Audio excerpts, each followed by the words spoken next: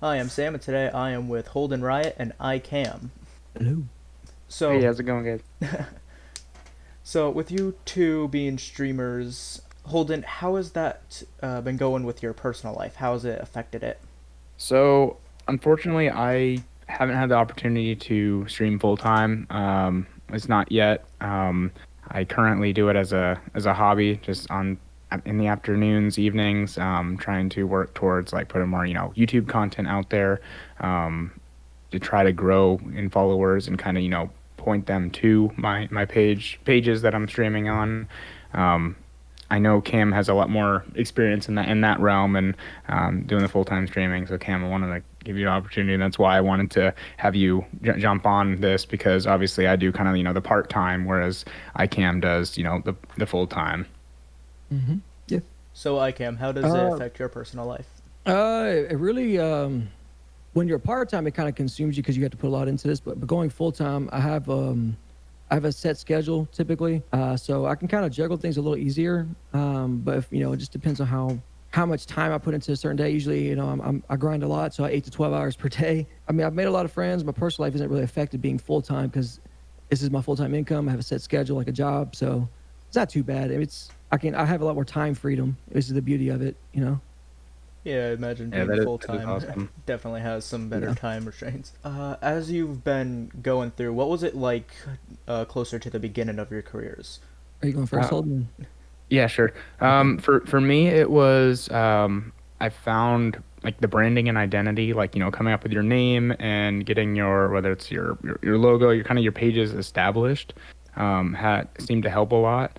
And then sticking to a set schedule, and I know everyone says that sticking to a set schedule, certain times that you stream, and then you can grow your follower base that way. People know when you're and know when to expect you to go live, and sticking to that. I unfortunately have fallen short of a lot of that, um, especially the time, the set schedule right now, just with it being a part time kind of like on the side because I have a full time job that I have to go to day, and then trying to find the time to promote some or make some content for whether it's YouTube or streaming.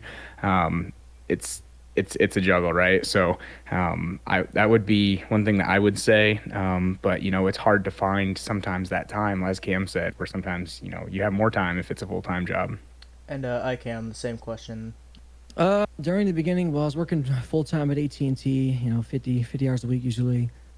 And when I started this, I didn't really take it, I didn't think it was going to be what it was today. I was just doing it as a hobby on the side. And for like the first year, it really just consisted of me playing a couple hours a day. And then I was just taking my job a lot more serious.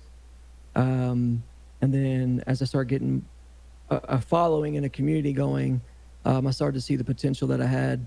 So you know, um, I lost my train of thought there. I literally just lost my train of thought. What was the question again? The question was, what was it like during the beginning of your career? Oh, okay.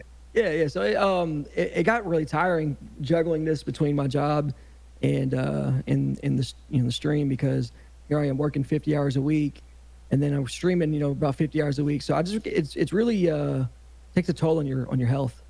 But it's For sure. fun. I had fun with it. So, speaking of the fan base, what is the fan base like? Do you enjoy having the as many fans as you do? Do you enjoy communicating with them at all? I can first. I love it. It's honestly probably the best part of this because it's you have like a bunch of people that think very highly of you, and they're always giving you 95% of the time you're getting like a lot of uplifting energy. People that are supporting my grind. People I wake up and there's people literally just supporting a dream of mine, which is a unique feeling. When you have a bunch of people that believe in you more than you believe in yourself. But every now and then you do get the trolls that come into your chat. You kind of have to deal with that, but I love it.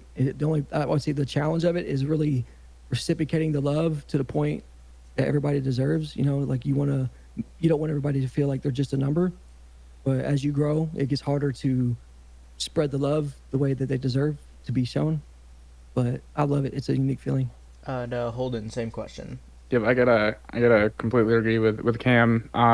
That's the having the the fan base or people that are coming back to your stream, and you start recognizing and seeing those same names. They're excited to see your content. That's awesome, and it's really exciting, and kind of what I would say keeps streamers going.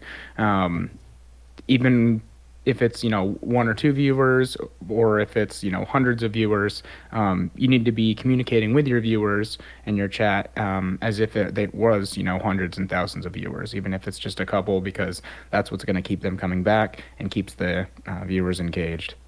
So going back to what ICAM said earlier with the trolls and such, how do you two normally handle those? Well, I'm not perfect, so I'm not going to say I don't indulge in it a little bit. Um, if I'm feeling good, honestly, I kind of just, some of my biggest trolls become my biggest supporters because I kind of just flip it on them. Like I'm like, I show them like love, honestly. Like I'm like, they'll like say something to me and I'm like, that's awesome, man. Like how, if my gameplay's bad, maybe you can give me some suggestions on how to get better, just random stuff. But sometimes if I'm having a bad day, like I did last night, it's a late stream, I did indulge in a little bit. I'll say something bad back to them, which I try not to do, but I'm not perfect. I mean, everyone has But a those lot of times moments, so. oh yeah, oh yeah, for sure. My community honestly is a little worse than I am because what I've noticed is I have to really like calm my chat down because they'll start if someone comes in my chat and they're like saying things about me. My chat is like, they want to fight off the bully. They're like they're not going to tolerate it. So I got to like calm them down most of the time. It's usually them. Holden, what about you?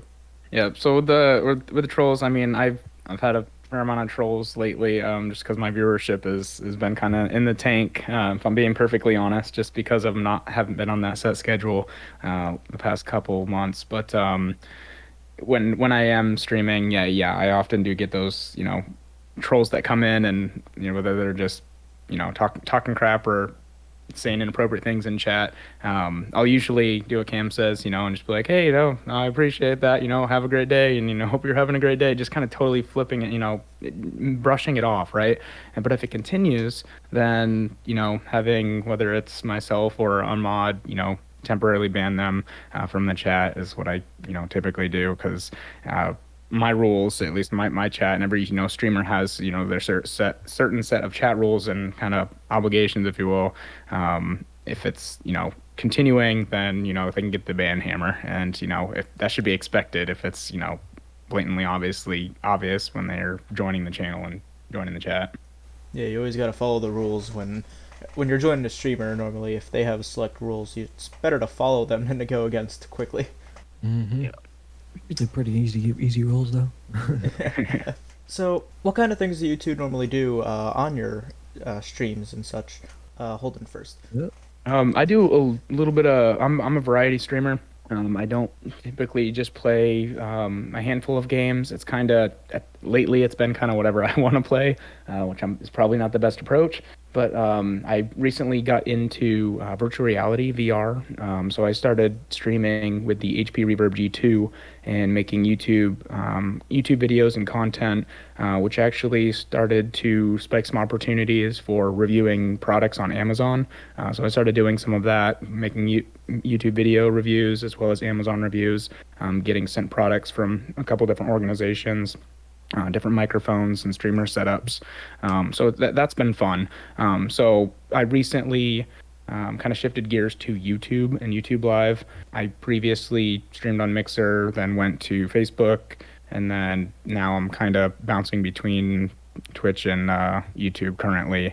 But my primary platform has been YouTube the last 6 months or so. Does that answer the question? That was kind of a ramble.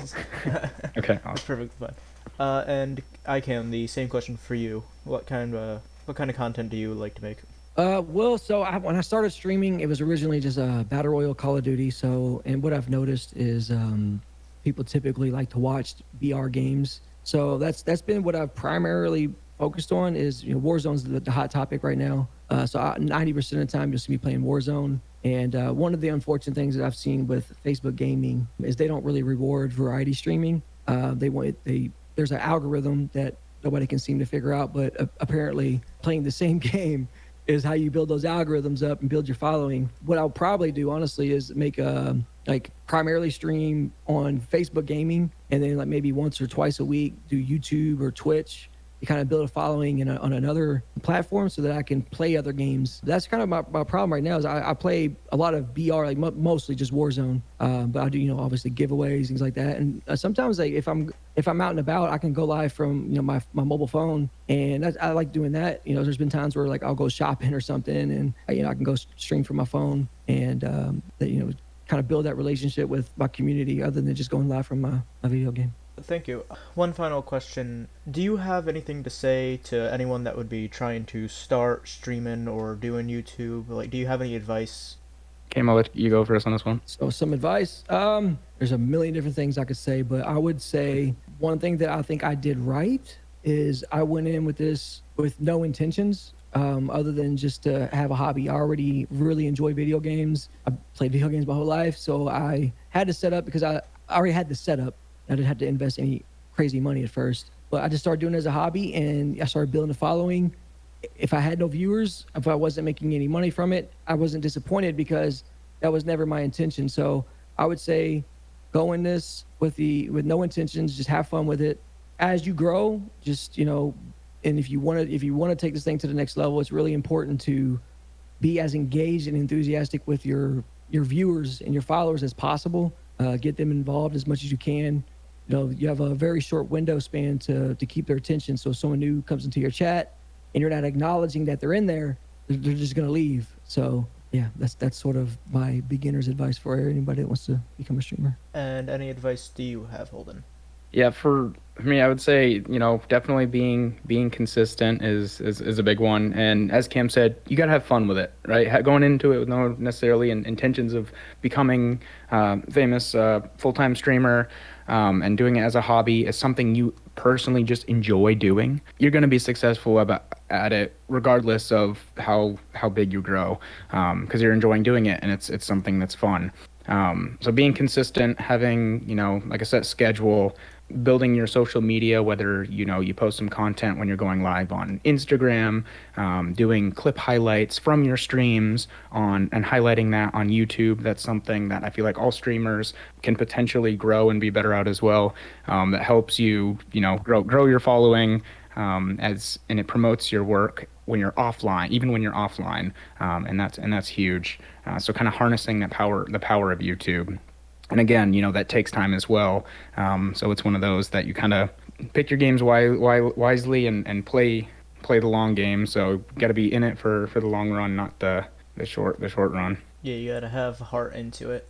Thank you Most so definitely. much. Thank you so much for coming on. To anyone listening, if you want to go check out their channels, Holden Riot, you can check him out on Twitch and YouTube. And for iCam, you could check him out at Facebook at CamFamGaming. For my next guest, I have my friend's brother, Garrett. Hello. So I'm just gonna be asking you a few basic questions, and I've asked a few others. What compelled you to start streaming? Well, I'm a communication major, and I really enjoy broadcasting. And so I thought it was a good way to get a practice on understanding, kind of how the field works. Even if it's not exactly what it is, you get to know kind of what it's like to be in the field right now. I mean, broadcasting has changed so much, Yeah. During the beginning of your streaming, when basically you only had a few people watching, how did you feel closer to the start of it? I was nervous, because you see all these people on YouTube and Twitch, and you want to be just like them. But I've begun to realize that if you have 0 or 100 viewers, it really doesn't matter. You just do it. You should do it for you. That's what it was for me. As you started to grow more popular, what did you think? I mean, I haven't gotten a huge boost like many people have, unfortunately. I mean, granted, I haven't been streaming as much lately as I'd like to really get that boost due to school. But, I mean, when you actually get people watching, even if it's just another person, one more person, it's kind of cool, especially when you get them talking in chat and you're talking back to them. It's really kind of neat. How has this affected more of your personal life, with school and family? School, like I said, I haven't been able to do it as much as I would like. But in terms of family, I mean, family's fine. They think it's cool. Friends is where it becomes interesting because sometimes if you say, hey, I like to stream on Twitch, they'll kind of pick on you for it. But mostly it's no different for me than usual. When you are when you are live and there are people on, how do you feel at that time? Like, are you nervous, excited? Oh, everything, I'm excited, I'm nervous, I'm scared, You want to do good for them, but you also just you want to do it for yourself. But then you're like, oh, if I can get them to stay, I can get more people to come in. So I'm feeling every emotion. With things sometimes changing, like rules and guidelines, do you try to comply with all of them as much as you can, or do you sometimes like to be a bit of a rule breaker? I mean, the main thing for me is making sure that music. I mean, unfortunately, people getting striked on their channels a lot, especially due to music. And I made sure that I found a person on YouTube who makes a bunch of free, completely copyright free, royalty free songs that you can play on YouTube and Twitch. Well, I honestly don't really have too many more questions. For anyone that's starting streaming or doing YouTube and such, what advice would you have for them? Just do it. I mean, it's no simpler than just do it. It's the same thing I would have told myself when I was even just thinking about it. There have been many times where I just like, I'm not going to do well at it, but it doesn't matter. You just do it. Have fun with it. Whether you make money, don't make money, even if you don't get a lot of people watching, it's just fun, Especially if you have some friends that you can do it with. You play games, and if something goes well from it, it goes well. Well said. That's actually about all I have, really. Like I said, these wouldn't take too long. Yeah, oh well. No Yeah. worries. So, make sure to subscribe to him on Twitch at Buddy Boyd. That's BUDDY space BOYD. Yeah.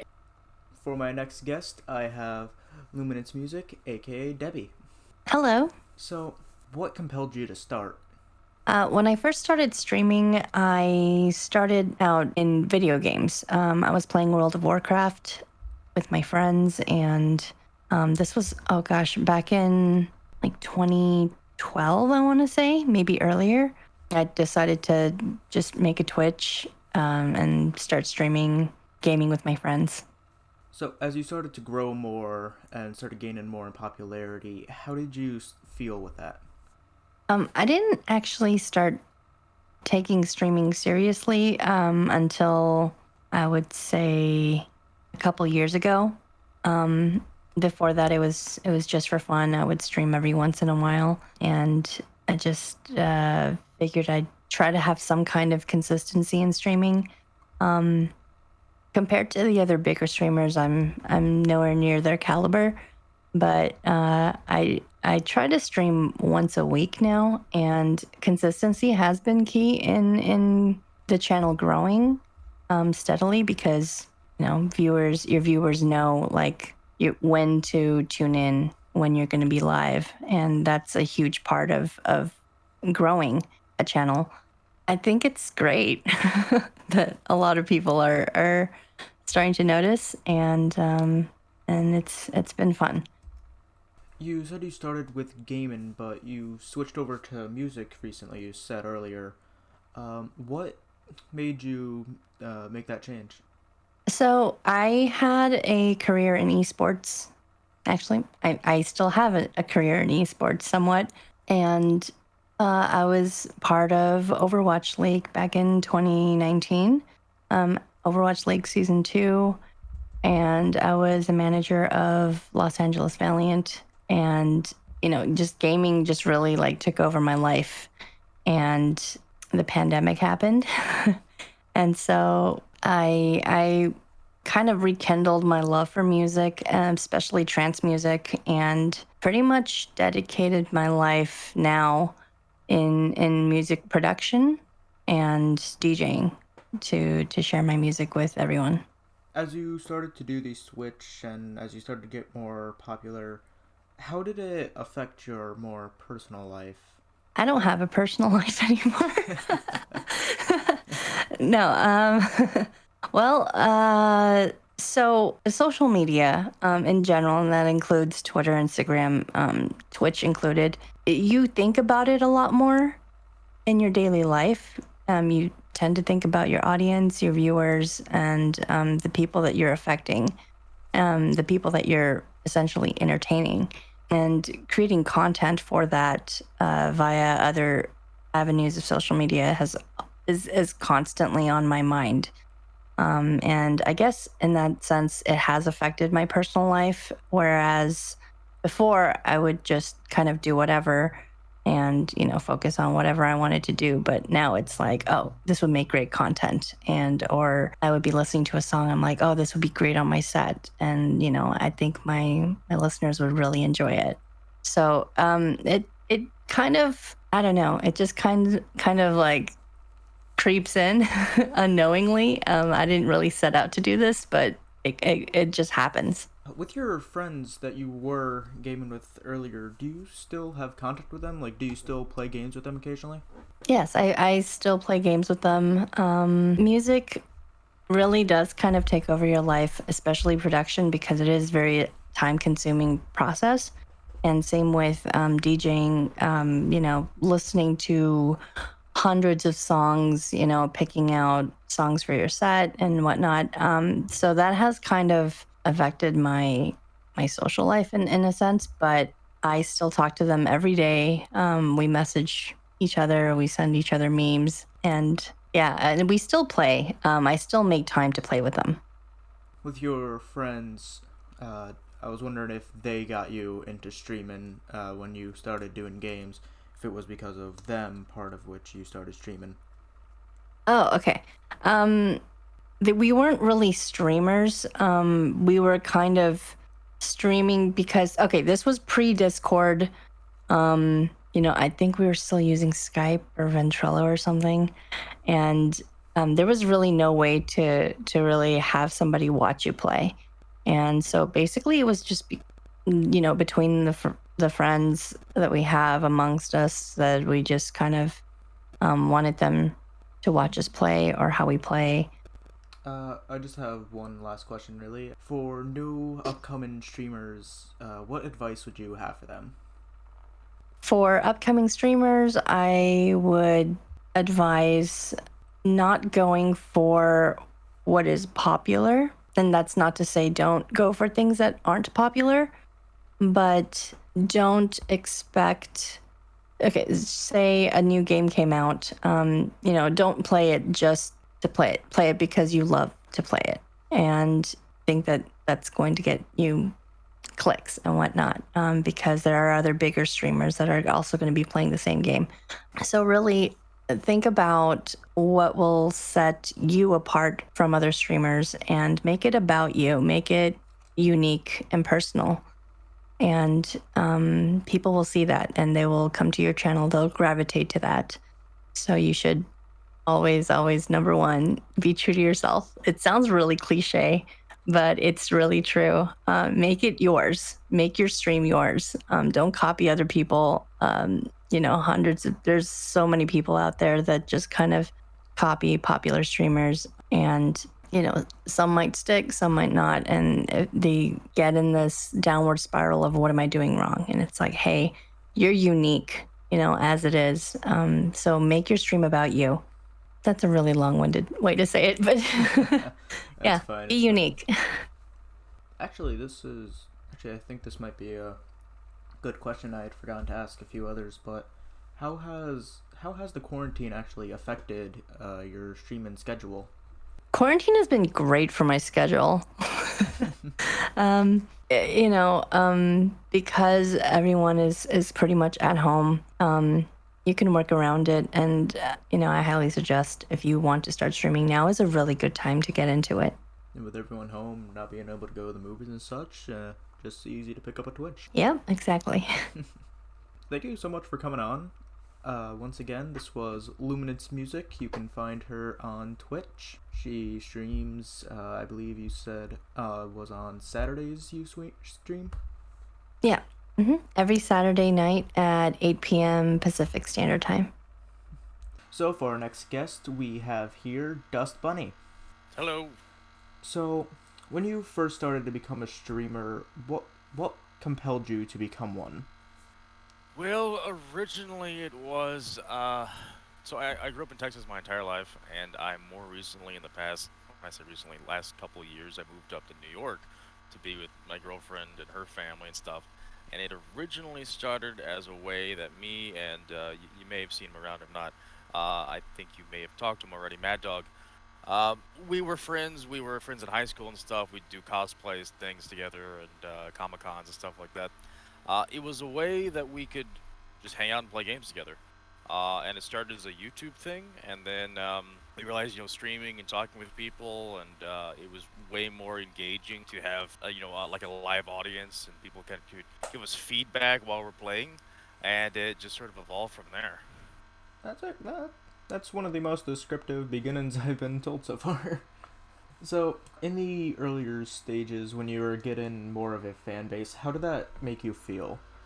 Uh, it's still weird, okay? Like, at first it was fun, in the sense. I mean, I don't want to say like, oh, it's horrible now. No, it was fun because we were just, a couple of guys hanging out and having fun and having, one or two people pop in.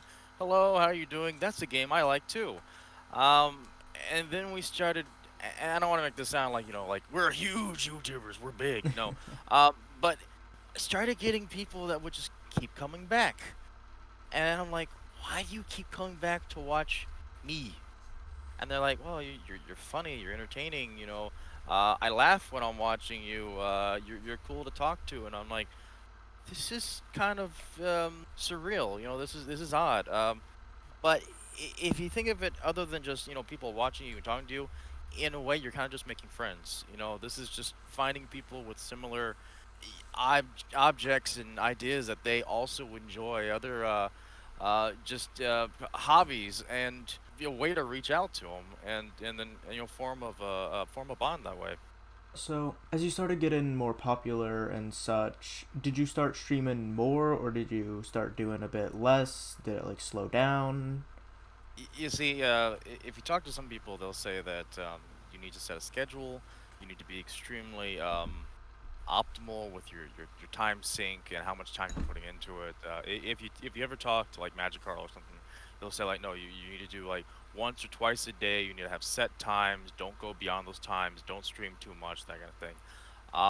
Streaming for me has also been kind of a zen thing. Like, I, you may not even, I hear it in my voice, but I have extreme social anxiety issues to the point that I rarely actually leave the house. If I can get away with it, I don't go outside. I don't like talking to people. I don't like dealing with people. It shuts me down emotionally. I can't handle it. Streaming has really helped me in that regard. Even just like talking to you here. I used to play games with people online, like like Destiny and stuff. And if we ever pulled in like a random person in the group, I would just go dead silent. And I've used the excuse many times where it's just like uh. And you could pull the plug, and just sit there, and just kind of stare at the wall for a second, and get back on later and be like, "My internet died. Sorry," because I was just having a panic attack and I couldn't deal. So, back to your actual question, I've actually seen myself be streaming more because I think in the long run, this is one kind of helping me out, calm me down, and get me a little more acclimated to talking with people. But I enjoy it. It's less of a work thing than it is like fun. I mean, don't get me wrong, it's not an easy thing to do. It's definitely it takes you get tired. I mean, you do like a 3 hour stream, even like like short stream, I guess what I call it. It's tiring. It's mentally tiring. From you have to play the game, you have to talk about it, you have to comment, you have to make sure that one, you're saying your words clearly and everything you think as succinct as possible. And if you have face cam on, you got to make sure that you're emoting everything that's going on. You have kind of a wider range of emotions and stuff being shown. You have to make sure you're keeping up with chats and everyone's you're following different conversations and stuff at the same time. You're also following, if you're in a group situation, what they're saying, what's going on. I mean, it's a lot of multitasking going on at the same time. But honestly, like, yeah, it's fun, and it's kind of relaxing in a way. I mean, it's a weird relaxation that you end up tired afterwards, but it's still relaxing. So, yeah, I'm just on. I can't really answer like, do you quit? Do you go more? I do more. Thank you for actually sharing that bit of background there. That actually does put in some more insight, and I feel could actually maybe inspire some other people to try out things like this and build up their social skills there. It's one of the things that I've tried to just be is I used to be extremely closed up and shut in when it came to my thought processes, and I've kind of made a little rule in my mind after a lot of like really bad stuff happened to me in my past, that I'm just gonna be as open and honest as I can be. I mean, I'm an open book. You can ask me anything at any point about anything in my life, and I will give you God's honest truth. This is what it is, and you know, there's a lot of freedoms involved with that because I'm not balancing different lies or stories or anything like that. It's just this is what it is, and you'll get that from me every time. So the next question: how has it really like affected your life with family and such? Like your more outside, personal, more social life like that. I've never really had an outside life, so it hasn't really affected it. Well, no, because when I lived in Texas, I worked full time. I went to school full time, and then if I could hang out with anybody, it was generally online. So, has it affected that much? I do see some of the people I hung out online a lot less in that regards. But it's also just been, a test of time. Everyone kind of floats apart. The games that I used to hang out with a couple people or talk to, just chill with, uh, we're not into the same things anymore that we used to be, years ago. But I thankfully there's this thing called Discord, and it's been great to like just keep up in contact with everybody, no matter what we do. But when it comes to like family things, yeah, my family's kind of a complicated thing. They're full of good intentions, but really bad with the follow through. And so yeah, I usually my family we talk, we text. That's been that 15 years at least. Thankfully, we got grandma to learn how to text, so at least I hear from her more often. But yeah, and then as far as like being up here in New York, I haven't really had the chance to make any outside friends because you don't really go out much. And then of course, all the 2020, 2021 thing going on. You Yeah. definitely don't want to go out too much. Um, but so my as far as my social things here, if it's not someone online, it's the family here, the girlfriend's family. I interact with them on a day-to-day basis just because they're here, and it's like a little family unit thing. But yeah, I wouldn't say it's been a huge detriment. In fact, I would actually say it's probably been a plus side on the streaming because I feel like I've made more social connections through the internet and through like Twitch and various platforms. There's people that I look forward to seeing on a day-to-day basis, even though, I mean, originally it may have been like almost like a business relationship in a way, networking and meeting new people and other streamers and stuff that you can collab with. But now there's people that I know several that I would totally like hang out and buy a beer and chill with. They're friends to the extent of family kind of people like Carl and Skip and Do and Ryoko and all these people I met on D Live and a few people I met on Twitch and my moderators. Even people in like this Discord and stuff. Clunk and Dunks. I met him like almost 4 years ago doing a Twitch stream, and I would considered him like an extended brother at this point. You know, I see him more now than I did before. It's nice. That's really all of the questions I have. All right. uh, Sorry for just rambling. That's been a new thing. Okay, that's something it's I, perfectly I fine. that's the con I'll blame streaming on. Okay, uh, I used to be extremely quiet. I would never talk to anyone. I was always the guy in like school that would just read a book and, hey Nate, what are you doing? Reading. Okay, and then they'll walk away. That was it. I didn't have conversations with people. I didn't talk to anyone. I didn't do anything, and now they can't get me to shut up. Actually, I do have one more question that I almost forgot to ask. For new streamers these days, new YouTubers and stuff, do you have advice that you to give to them? Don't be afraid to talk to an empty room. In fact, practice talking to an empty room. There's gonna be a lot of empty rooms. I mean, and definitely don't really pay attention to the number game. Uh, Getting in your head about numbers and whether someone's there and stuff like that can really be demotivating, pardon me, for anything that you try to do. Like when you start, no one's gonna know who you are. No one's gonna be there. But if you keep talking and just keep, keep the energy up, no matter if there's someone in the room or not, then you're at least creating an environment that if someone stops in, they're like, oh, hey, this guy's playing Borderlands, and I'm over here going, the psychos are killing me. Someone's gonna stop in and be like, okay, this guy's funny. If they stop in and you're playing Borderlands and you're just like, uh huh, yeah, dang it, they're not gonna hang around. They're not gonna try to start a conversation with you. They're not gonna. They're just like, okay. They want to stop into a room and feel the energy and stuff. Essentially, the good vibes. Like punch them in the face. Uh, that's and I know that's something that a lot of new streamers have issues with. Is just keeping the conversation flowing.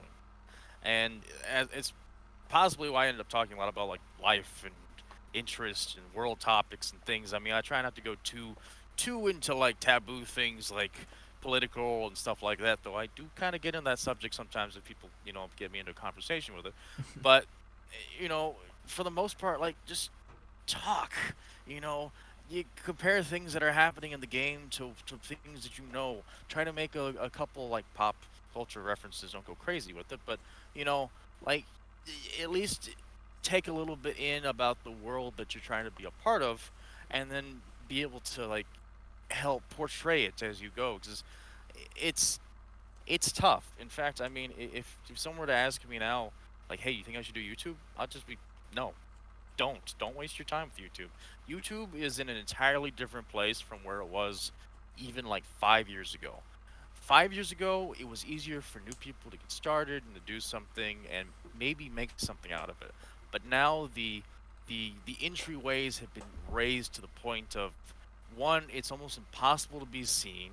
It's really hard to be met. There's a lot of groundwork you're gonna have to do on your own before YouTube will actually start kind of generating its own momentum.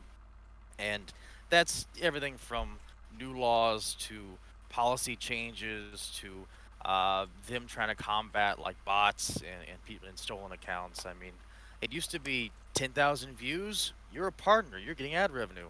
Now it's you need to have 1,000 subscribers and 4,000 hours watch time.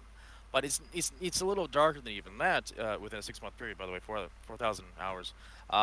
Is that like whenever you open up YouTube now and you get like, oh, we recommend all these channels to you based on things that you watch. Well, in order to be in that recommended, you have to be a partner now. So even if you are trying your dangdest to get there, you will never be recommended until you're at least a YouTube partner, and that really, really hurts. The small timers and the people trying to get started into it. Like at this point, I would say that if you're interested in doing YouTube, you should probably try streaming first. That way, you can at least get a live audience.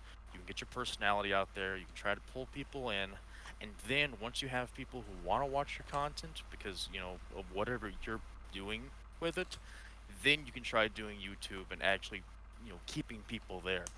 It's like building up an archive that people once they go, oh, I like this guy. I like him. What he was playing Borderlands the other day. He's fun. Oh, look, he's also put YouTube videos up of let's starve together. Let's check that out. They kind of you give them a little bit of an interest, a taste of what you're capable of. It's an entirely different world over the past couple of days. It changes so fast. Yeah, with the new laws and all that with YouTube, new owners sometimes coming in. Basically, it's you have to know somebody to be somebody. Yeah, well, that's sad truth is that that's everything. Yeah. It's not just YouTube. Plus, with new restrictions, But you can barely make any fun content. But networking is also key. Um, don't be afraid to go out there and like talk to people. I mean, definitely don't go out there and go to someone's channel randomly and be like, "Hey, I also do YouTube. You want to follow me?" Don't do that. Don't do that. Don't do follow for follows because, if someone jumps into my stream and goes, "Hey, I play this. Want to follow me?" I just go ban, get out, because it's rude. It's like if you walk into Wendy's and go, "Yo, I got coupons for Burger King." It's like everyone's gonna look at you like, why are you here? Who hurt you? Why are you coming to do this? It's just rude. But I mean, there's there's a lot of trial and error with it, and I think it does take just a little bit of like getting your feet wet and learning as you go. Uh, do research, look it up. There are plenty of people out there that their entire YouTube meta is to teach other people about what the YouTube meta is, but make sure to kind of look towards more recent uploads because, as I just said, it changes so often. Like it's anything you learn today will be entirely different 6 months from now. Thank you a lot for actually coming on here. This was a really good interview. Thank you. No problem, man. So this was Dust Bunny. You can find him live sometimes on Twitch at Dust Bunny Adventure, and you can find him on Twitter at Slackers Undercover, SLKRS. No, actually, no. No, it's not Slackers Undercover. It's D Bunny Avenger. Well, seems I was wrong. It's fine. Wherever you pulled it out, I may have not updated something. To be fair, that was a more recent thing within the last 6 months of swapping out some information. The Slackers Undercover Twitter used to be. There was a lot of group stuff between like me and Mad Dog and some other people, and it was originally my Twitter that I used for Slackers. And so when I started doing more of my own solo streaming, I just swapped it D Bunny Avenger. I'm sorry. I'm It's interrupting fine. you. It's fun.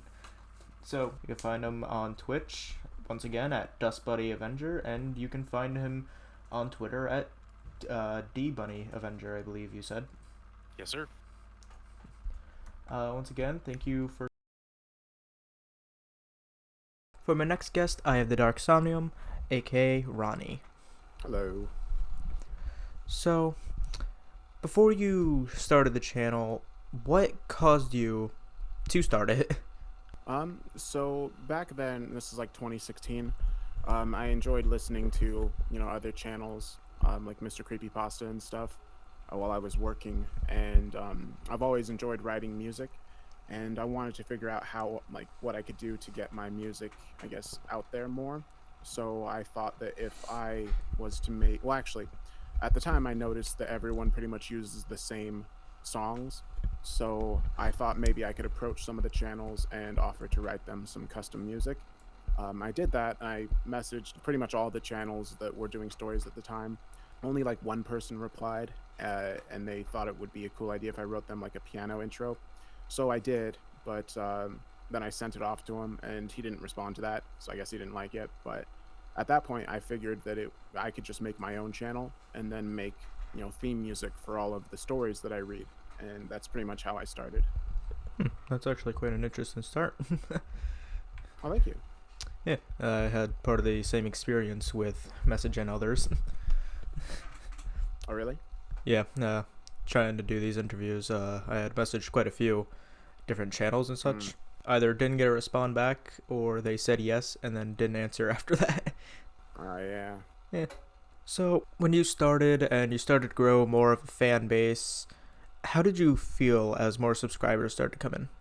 I thought it was like very, humbling that at all that anybody wanted to like listen to my voice or to the videos that I made. As the community started to grow, I just became more and more appreciative of all of the people that wanted to be there. It's kind of hard to describe, but I guess just that's pretty much it. Just just being like amazed that so many people want to watch videos that I make or are invested in the stories that I tell and stuff like that. Speaking with the stories, where do you actually normally find them? Do you just kind of search around on the internet for them? That, and I also look at a place called the No Sleep subreddit. It's just a subreddit called No Sleep, and a lot of people write short stories and post them there, and that's how I came across all the stories that I read. Pretty much, that's where I get like 90% of the material that I read, and I, approach the author on there, ask if they're okay with me narrating it, and if they are, then I will, offer to pay them usually 50% of the store, like whatever I earn off the video itself. And then yeah, that's just pretty much how it's been. Actually, that's actually pretty generous, given about like 50%. Oh, thank you. Yeah, I figure that that's pretty much, I mean, like, without them writing the story, I wouldn't have anything to read, so it's only fair. Once you started getting more popular, more subscribers, that's when ad revenue and such starts to come in, right? Right. What has been your experience with that? Because I understand with some YouTubers, either it's really good or things just go really bad with it. Yeah, it seems to be random and channel to channel. Obviously, I can't like say specifics just because that's against YouTube's rules. So I'll just try to be a bit general. But what I can say is that with my channel, it took me about 2 years. Well, so within the first year of doing YouTube, I got to like, I think like 100 or 500 subscribers. Then in the second year, I got to, I think like 3,000. And then in the third year, I got to 100,000. And then in my fourth year, which has been this last year, I've gotten almost up to 400,000. And I didn't start earning any money from it, any substantial money, until I was about at 100,000 subscribers. That's when it became enough money that I could just, YouTube could just be my job. And it's been pretty consistent since then. I think that it really depends on the channel, like I said, and the type of content they make. I know that some other channels that are make similar content have issues with monetization. I've only ever had maybe like a handful of videos demonetized, and I have, I think, almost 800 now.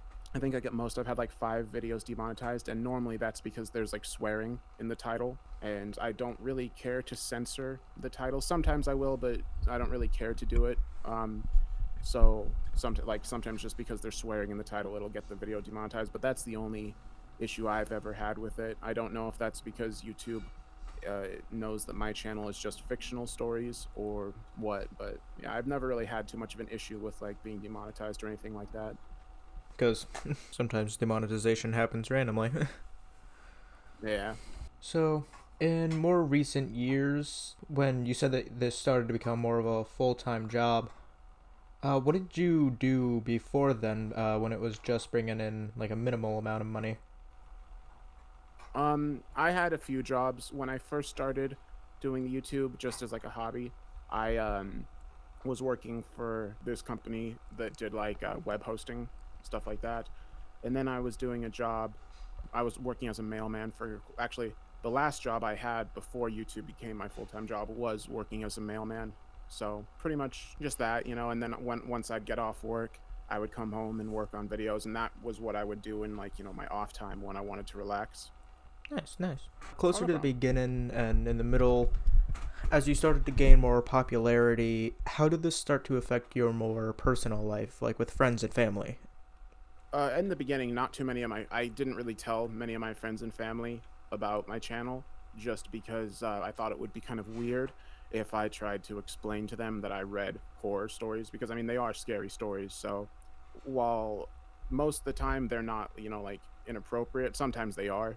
And the last thing I want is like my super Christian grandpa like going to my YouTube channel and hearing some of the stories that I read. So I didn't really tell many people about it.